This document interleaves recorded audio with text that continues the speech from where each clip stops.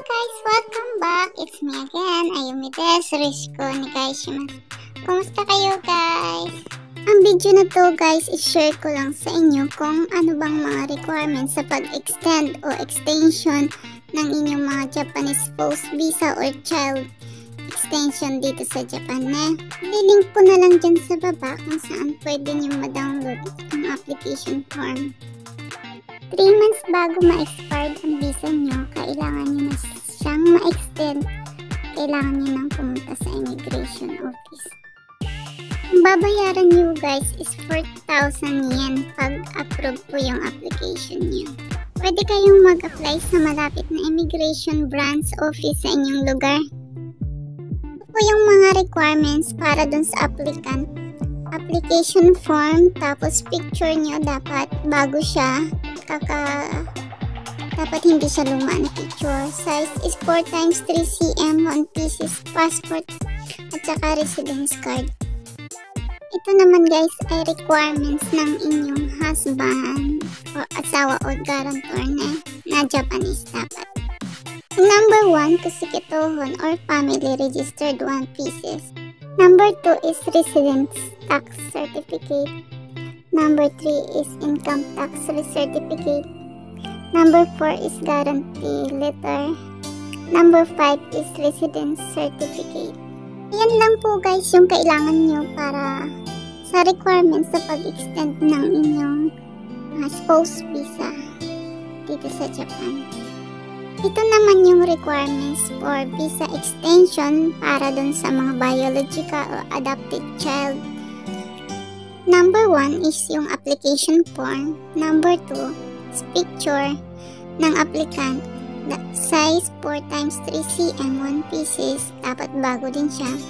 Number 3 is passport. At saka number 4, residence card. Ito naman yung mga requirements for your guarantor or biological father mo. Dapat Japanese. Number 1 is residence tax certificate. Number 2 is income tax certificate. Number 3 is guarantee letter. Number 4 is residence certificate. Yan lang guys yung mga kailangan yung requirements. Pumunta lang kayo sa City Hall. Makukuha niyo yung mga requirements. Maliban dyan sa guarantee letter, nata-download lang yan. Ito yung guarantor form na pwede nyo ma-download online. Ililink ko na lang dyan sa baba. Tapos pwede din siyang makuha dun sa immigration office. Ito naman yung application form na pwede nyo ma-download online. Pwede din siya sa immigration office. At dun na rin kayo mag-fill up. Ito naman yung sample ng family registered vote. Kisokitohon. Makukuha to sa City Hall.